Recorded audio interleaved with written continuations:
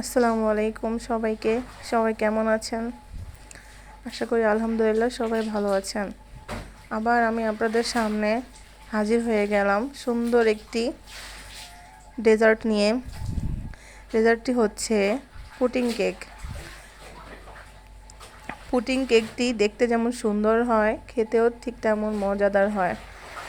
এই পুডিং কেকটি বানানোর জন্য আমাদের সবার প্রথমে তৈরি করে নিতে হবে ক্যারামেল। এই ক্যারামেলটি তৈরি করার জন্য এখানে আমি নিয়ে নিচ্ছি হাফ কাপ চিনি। যেহেতু আমি ছোট ছোট কয়েকটি কাপে দেব, তাই একটু বেশি নিয়ে নিয়েছি। চিনিটি পুরোপুরি গলা না অবধি অপেক্ষা করব। এবং একটা জিনিস খেয়াল রাখতে হবে, আমাদের ফ্রাই প্যানটি নামানোর পরে অনেকক্ষণ গরম থাকে, তাই একটু আগেই নামিয়ে ফেলতে হবে, যাতে গরম অবস্থায় ফ্রাই প্যানে থাকার পরেও ডেজার্টটি আপনি আপনি হয়ে যায়। এখন আমি ভালো করে নেড়ে চেড়ে নেব এবং চেক করে নেব যে ঠিক কালারটি কেমন হয়েছে।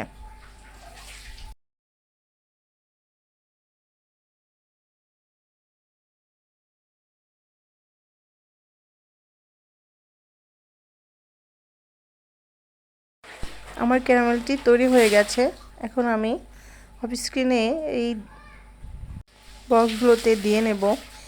এর পেছনে অনেক হাস্যকর কাহিনী হয়েছে, এটা আমি আপনাদের ভিডিও শেষে দেখিয়ে দেব, আপনারা দেখলেও অবাক হয়ে যাবেন। এখানে আমি 2টি ডিম ও সামান্য 2 টিস্পুন চিনি এবং হাফ কাপ কনডেন্স মিল্ক নিয়ে নিয়েছি। এখন এটি আমি হ্যান্ড উইচ বা কাঁটা চামচ দিয়ে মিক্স করে নেব। হ্যান্ড উইচ হাতের কাছে ছিল না, তাই কাঁটা চামচ নিয়ে মিক্স করে নিয়েছি। এখন এখানে আমি দিয়ে দেব 2 কাপ মিল্ক। আমি যেহেতু কনডেন্স মিল্ক দিয়ে এটি বানাচ্ছি, তাই আমি কনডেন্স মিল্কটাই লিকুইড করে নিয়েছি। দেখুন, সুন্দর করে মিশিয়ে নেব এবং শেষে দিয়ে নেব ফ্লেভার। যেহেতু ডিমের ফ্লেভার পছন্দ অনেকের পছন্দ নয়, ইভেন আমারও পছন্দ নয়, তাই আমি এখানে দিয়ে নেব ভ্যানিলা এসেন্সটা, যাতে ডিমের গন্ধটা না আসে, এবং সুন্দর করে মিশিয়ে নেব। এটি চাইলে আপনি আগেও অ্যাড করে নিতে পারেন।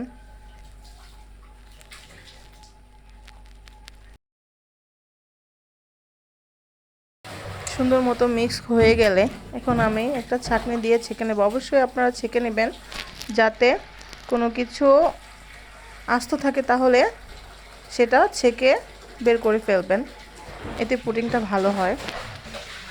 এখন আমি ছেঁকে নেব। ছেঁকে নিয়ে পরিমাণ মতো বক্সগুলোতে ঢেলে নেব। দেখুন, সুন্দর করে সাবধানভাবে ঢেলে নিতে হবে, যাতে পরে ওয়েস্ট না হয়। দেখুন, ডিমের কিছু সাদা অংশ মিশেনি, সেটি উপরে ছেঁকে নেওয়ার কারণে আলাদা করে নিতে পারলাম।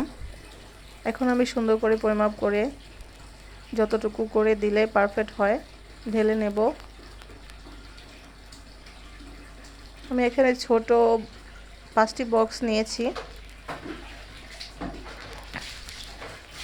প্লাস্টিকের বক্সে দিলে তেমন সমস্যা হয় না, আপনারা ভিডিওতে দেখবেন কোনো কিছুই হয় না। এখন আমি আপনাদের পুডিং কেকের জন্য কেকটি বানিয়ে নেব। এখানে কেকের মেজারমেন্ট এবং ধরন সেম পাউন্ড কেকের মতোই হয়, সরি পাউন্ড কেক না, স্পঞ্জ কেকের মতোই হয়। আমি এখানে একটু চিনি কম দেব। একটি ডিমের জন্য 1/4 কাপ চিনি লাগে, তবে আমি একটু কম দিয়েছি, বেশি মিষ্টি দরকার নেই তাই কম দিয়েছি, আপনারা চাইলে কম বেশি করে নিতে পারেন।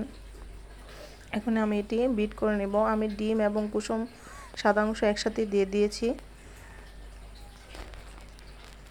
একটি ডিমের জন্য ঝামেলা বাড়িয়ে লাভ নেই, তাই একসাথে বিট করে নিয়েছি। স্টিফ ফর্ম হওয়া না অবধি আমি মিডিয়াম স্পিডে বিট করে নেব। দেখুন, বেশি ঘন হয়নি। আবার আরেকটু স্পিড দিয়ে আমি আরেকটু বিট করে নেব।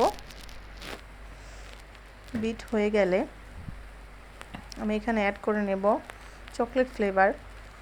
এখানে ভ্যানিলা এসেন্সটা পুডিংয়ে দেওয়ার পরে চকলেট ফ্লেভারটা দিলে তেমন সমস্যা হয় না, তবে আপনারা এখানে ভ্যানিলা এসেন্সটাও ইউজ করতে পারেন, যার যার পছন্দ অনুযায়ী দিয়ে নেবেন। এখন আমি দিয়ে দেব ফ্লেভার।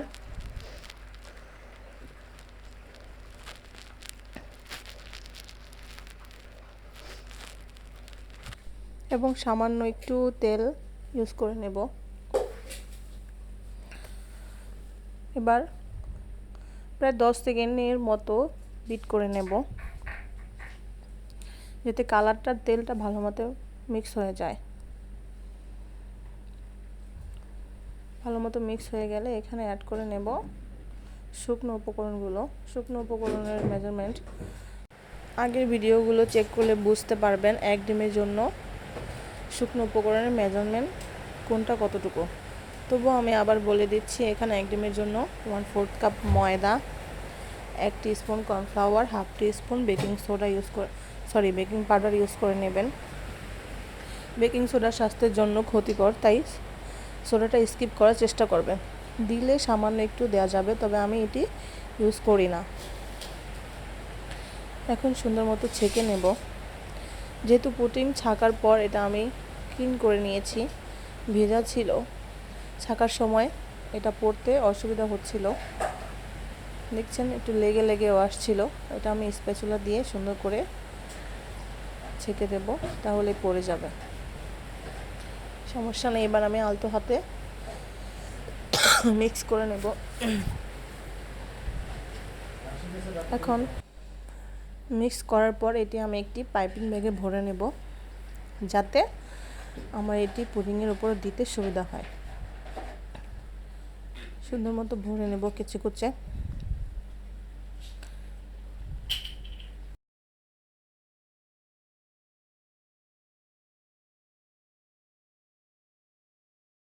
এবং কেচি দিয়ে মাথাটা কেটে নেব। দেখুন, কোনো ভয় পাওয়ার কোনো কারণ নেই। পুডিংটি যেহেতু লিকুইড এবং ডিমের যে কেকের ব্যানানটা হয় সেটি ফোম, তাই এটা উপরে ভাসতে থাকে এবং অটোমেটিকই আপনি সেট হয়ে যাবে। যতটুকু ফাঁকা দেখা যাচ্ছে আপনারা ভিডিওর মধ্যে দেখতে পারবেন, সেটি আর থাকে না। এখানে সবগুলোতে দেওয়া সম্ভব হয়নি, তবে আমি অফ স্ক্রিনে বড় বাটিতে থেকে একটু একটু করে নিয়ে 5টা বাটিতেই সেট করে নিয়েছি সুন্দর মতো। আপনারা ভিডিওর শেষে দেখতে পারবেন। এখন আমি পুডিংটি চুলায় বসানোর জন্য আগে থাকতে গরম পানি বসিয়ে দিয়ে এসেছিলাম, সেটি গরম হয়ে গেছে। এখন এটি সেট হলেই আমি হাঁড়িতে বসিয়ে দিব। চলুন চলে যাই গরম পানির ওখানে। দেখুন পানি গরম হয়ে গেছে এবং ভাপ ওঠা শুরু হয়ে গেছে। এখানে আমি প্রথমে 4টি বাটি বসিয়েছিলাম। একটি বাটি আমার ভুলে থেকে গিয়েছিল, সেটি আমি আবার অফ স্ক্রিনে দিয়ে দিয়েছিলাম। এখন অপেক্ষা করব 20 থেকে 25 মিনিট। দেখুন আমার কেকটি সুন্দর মতো ফুলে গিয়েছে এবং পুডিংটিও খুব সুন্দর মতো সেট হয়ে গেছে। একটা কথা মনে রাখবেন, পুডিং নামানোর সাথে সাথে এটা আনমোল্ড করবেন না, তাহলে ভেঙে যাওয়ার চান্স 100% থাকে। এটি ফ্রিজে রেখে তারপরে ডিপ ফ্রিজে রেখে তারপরে আপনারা এটা আনমোল্ড করবেন। এখন এগুলো আমি ফ্রিজে রেখে দেব।